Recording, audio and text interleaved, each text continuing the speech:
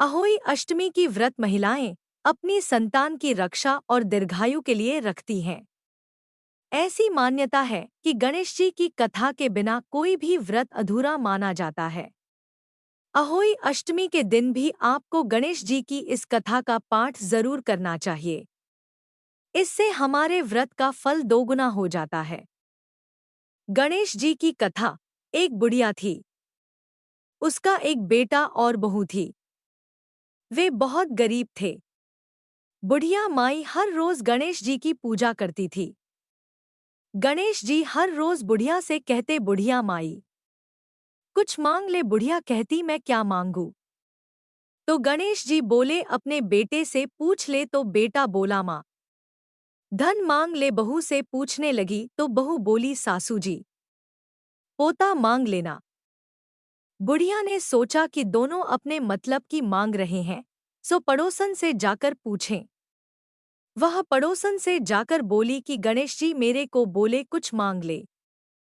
तो पड़ोसन बोली, पगली क्यों तो धन मांगे, क्यों पोता मांगे?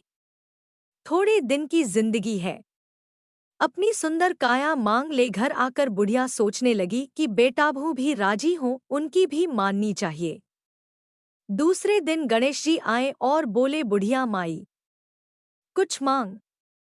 बुढ़िया ने कहा, मुझे सुंदर काया दे, सोने के कटोरे में पोते को दूध पीता देखूं। अमर सुहाग दे, निरोगी काया दे, भाई दे, भतीजे दे, सारा परिवार दे, सुख दे, मोक्ष दे। गणेश जी ने कहा, बुढ़िया माई तूने तो मुझे ठग लिया, सब कुछ मांग लिया। अब जैसा बोला है वैसा ही हो जाएगा। और गणेश जी अंतर्ध्यान हो गए। अब बुढ़िया माई के यहाँ सब कुछ वैसा ही हो गया। हे गणेश जी महाराज, जैसा बुढ़िया माई को दिया वैसा सब किसी को देना। अहोई अष्टमी व्रत की पौराणिक कथा। प्राचीन काल में एक साहूकार था, जिसके 7 बेटे और 7 बहुएं थीं। इस साहूकार की एक बेटी भी थी जो दीपावली में ससुराल से मायके आई थी। दीपावली पर घर को लीपने के लिए सातों बहुएं मिट्टी लाने जंगल में गई तो ननद भी उनके साथ चली गई। साहूकार की बेटी जहां मिट्टी काट रही थी, उस स्थान पर स्याहू साही अपने 7 बेटों से साथ रहती थी। मिट्टी काटते हुए गलती से साहूकार की बेटी की खुरपी के चोट से स्याहू का एक बच्चा मर गया। इस पर क्रोधित होकर स्याहू बोली, मैं तुम्हारी कोख बांधूंगी। स्याहू के वचन सुनकर साहूकार की बेटी अपनी सातों भाभियों से एक एक कर विनती करती है कि वह उसके बदले अपनी कोख बंधवा ले। सबसे छोटी भाभी ननद के बदले अपनी कोख बंधवाने के लिए तैयार हो जाती है। इसके बाद छोटी भाभी के जो भी बच्चे होते हैं वे 7 दिन बाद मर जाते हैं। 7 पुत्रों की इस प्रकार मृत्यु होने के बाद उसने पंडित को बुलवाकर इसका कारण पूछा। पंडित ने सुरही गाय की सेवा करने की सलाह दी। सुरही सेवा से प्रसन्न होती है और उसे स्याहू के पास ले जाती है। रास्ते में थक जाने पर दोनों आराम करने लगते हैं।